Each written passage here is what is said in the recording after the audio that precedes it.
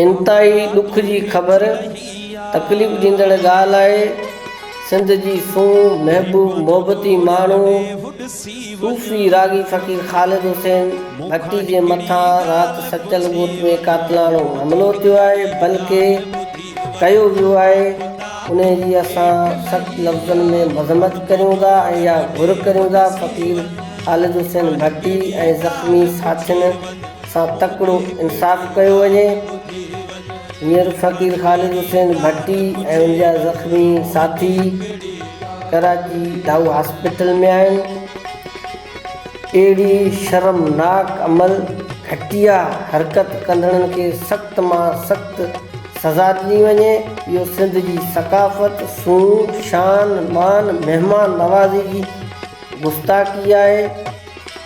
ही रागी अमुन जा सफ़ीर आहिनि, तव्हां जूं ख़ुशियूं ॿीणियूं करण वारा आहिनि।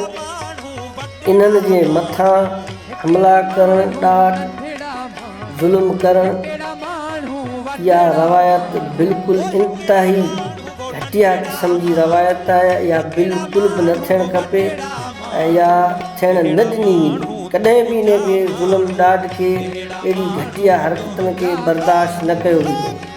सॼी सिंध खे, सिंध जे रागियुनि खे, मीडिया दोस्तनि खे, शऊर रखंदड़ महबूबनि खे अपील था करियूं, सख़्त मां सख़्तु रद्द-ए-अमल ॾियो, भरपूर आवाज़ उतारियो त जीअं अहिड़े घटिया शर्मनाक अमल कंदड़नि खे सख़्त मां सख़्तु सज़ा मिले ऐं आईंदा लाइ कंहिं बि अमुन जे सफ़ीर, सिंध जी सक़ाफ़त, महिमान नवाज़ी, शान जी केरु गुस्ताखी न करे।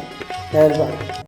सिंध मोजी सामोजो सिंध मोजी गड़वा बाकी ठगी अचे ठाके असीं नथा मञो, असीं नथा मञो।